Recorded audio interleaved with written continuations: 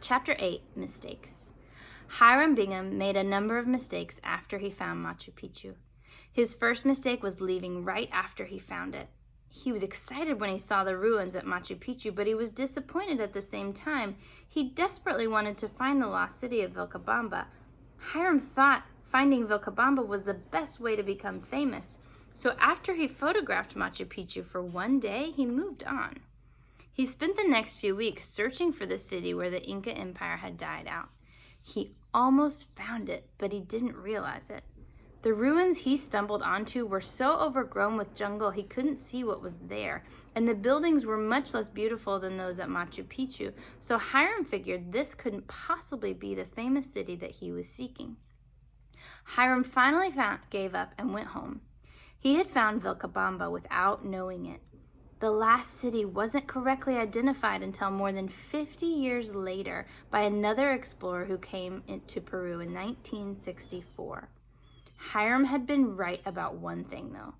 The ruins at Vilcabamba were nothing compared to the gorgeous mountaintop palace he had found.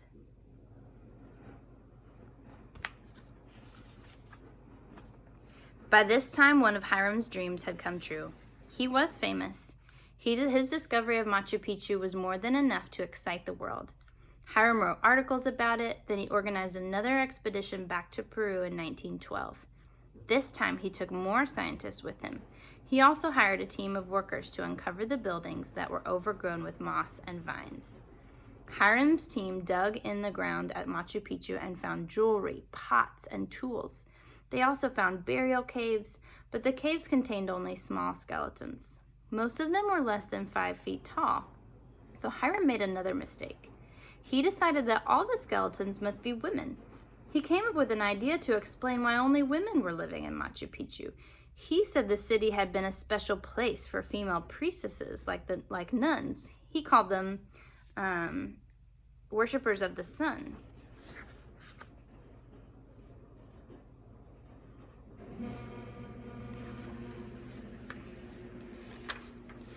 Hiram was wrong about the skeletons. It turns out that the ancient Incas were short, the men as well as the women.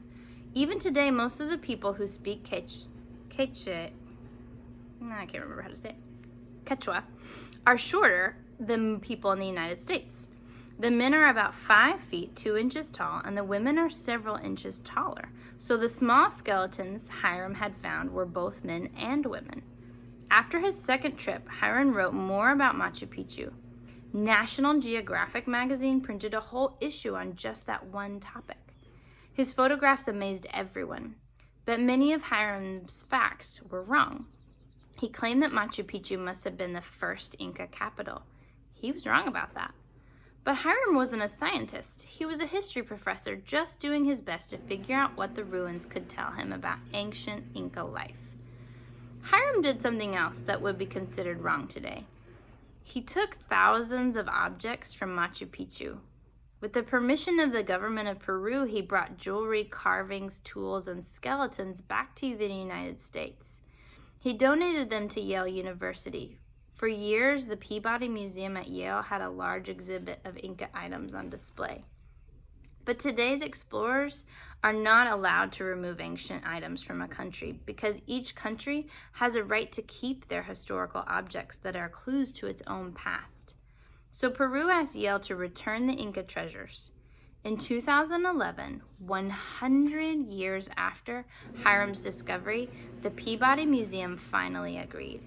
Still, Hiram is considered a hero even in Peru. In 1948, Peru built a new road leading up to the ruins. They named it for him, the Hiram Bingham Highway.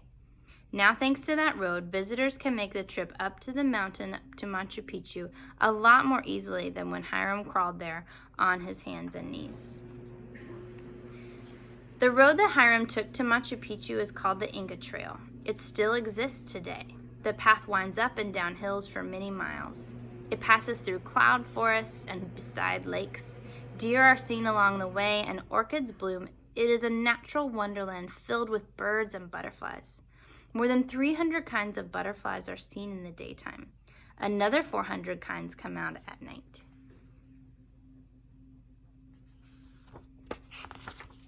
Sometimes rare endangered animals will wander into sight. In 2001, a spectacled bear walked right into Machu Picchu. Spectacled bears have markings on their faces that make it look like they're wearing glasses. Then it ambled down some steps and back into the forest.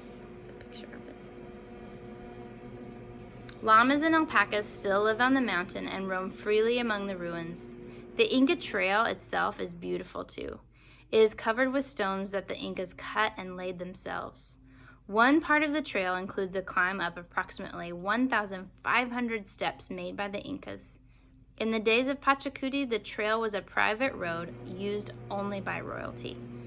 These days, 2,000 people visit Machu Picchu every single day. A small number, a couple hundred each day, arrive just like Hiram Bingham did.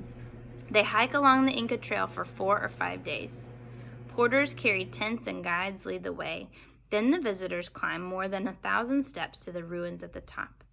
There, they pass through a gate that was the original entrance to Machu Picchu.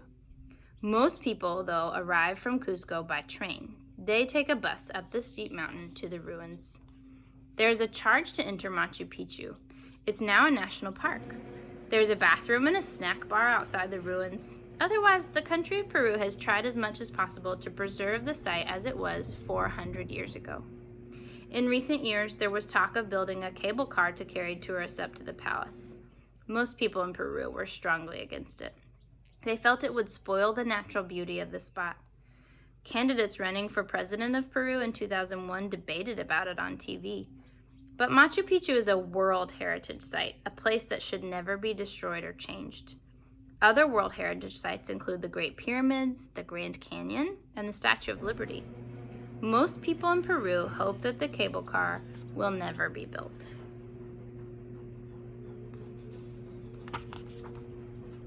Scientists still come to study Machu Picchu. In the 1990s, scientists cleared out 2 of the aqueducts and fountains that Pachacuti had built. As soon as they removed all the dirt blocking the stone channels, water burst out of the spout.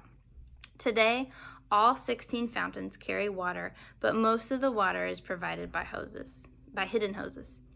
The Incas may be gone, but important parts of their culture still live on. The Quechua language is still alive. It is spoken by as many as 14 million native people, mainly in the Andes Mountains. Native people still celebrate some of the Inca traditions too.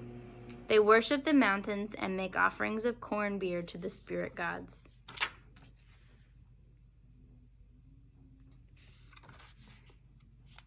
In Cusco, Peruvian people celebrate the winter solstice every year in June during the Festival of the Sun. The festival involves music, parades, and dancing. They also hold feasts and celebrations in August to give thanks for the growing season.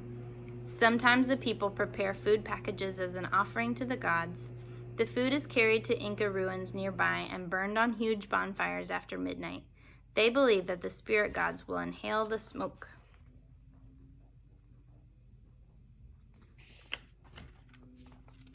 Machu Picchu is probably the most treasured site in Peru, and maybe in all of South America. Other countries sometimes advertise trips and tours to Machu Picchu, even though it isn't located in their country. They hope tourists will visit their country thinking Machu Picchu is nearby.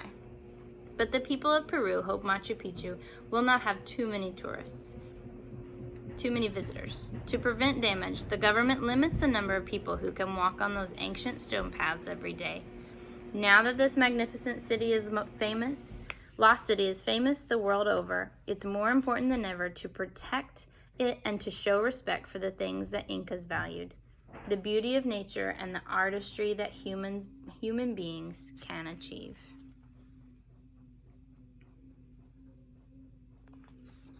All right. I hope that all of you can appreciate the beauty of nature and human artistry today. Maybe you can do some nature drawings. Maybe you can discover more about South America or Machu Picchu.